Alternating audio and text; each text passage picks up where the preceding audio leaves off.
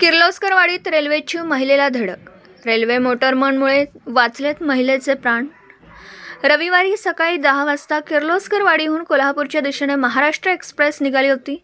Kirloskarwadi gate क्रमांक 112च्या पुढे ही railway गेल्यानंतर रेल्वे ट्रॅकवर एक महिला आल्याचं रेल्वे चालवणाऱ्या मोटरमनला दिसलं. त्यांनी प्रसंगावधान राखून तात्काळ ब्रेक लावल्यामुळे त्या महिलेला रेल्वेची धडक बसली आणि तिच्या डोक्याला मार लागला.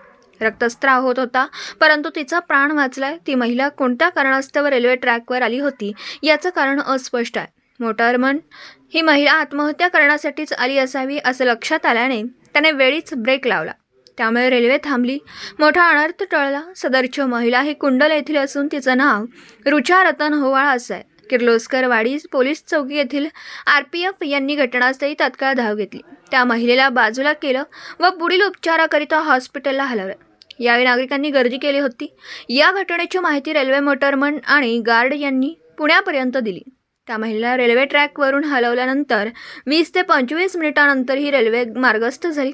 तोपर्यंत रेल्वे गेट 112 हे बंद होतं. त्यामुळे अनेक प्रवाशांना तात्काळ बसावं लागलं होतं. रेल्वेच्या मोटरमननी वेळीच तत्परता दाखवली म्हणून हा अनर्थ टळला.